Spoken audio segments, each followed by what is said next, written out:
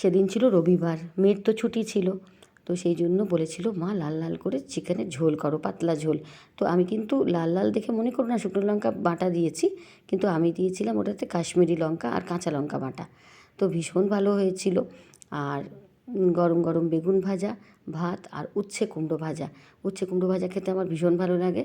আর মেয়ে দুটোও দেখলাম ভীষণ ভালো তৃপ্তি করে খেলো, কারণ খুব একটা ভাজাভুজি এরকমভাবে ঘরের মতন তো ওরা করার সময় পায় না, যার জন্য ওদের এগুলো খাওয়াও হয় না। তেতো তো ওরা মোটেই খায় না এখানে থাকলে। তো সেই জন্য আমি একটু মানে এলেই আমি চেষ্টা করি তেতো রান্না করে দেওয়ার কিছু ওদেরকে। আর পরের দিন সোমবার ছিল, তো সেদিন করেছিলাম মাছের ঝোল। এই যে মাছগুলো দেখো, ভোলা মাছ পেয়েছিলাম, মাছগুলো ভাজা রাখা আছে। আর ধনেপাতা কুচিয়ে রেখেছি কেন জানো তো, এই দেখো আমি চালের গুঁড়ো কিনেছিলাম প্যাকেটের, তো চালের গুঁড়ো দিয়ে ধনেপাতা দিয়ে বড়া করে দিয়েছিলাম ওদেরকে। বাজারে গেছিলাম, একটু ফলও নিয়ে এলাম। এখানে খুব ফ্রেশ ফল পাওয়া যায়, প্রত্যেক দিন বসে। তো তার সঙ্গে ছিল ভাত। তো সেদিনও খুব তৃপ্তি করে খাওয়া হয়েছিল। একদম গরম গরম ভাত, ফুলকপি আলু দিয়ে ভোলা মাছের ঝোল আর ধনেপাতার বড়া। তার সঙ্গে অবশ্য পেঁয়াজ কলি আলু ভাজাও ছিল। তো সেটা তোমাদের দেখানো হলো না।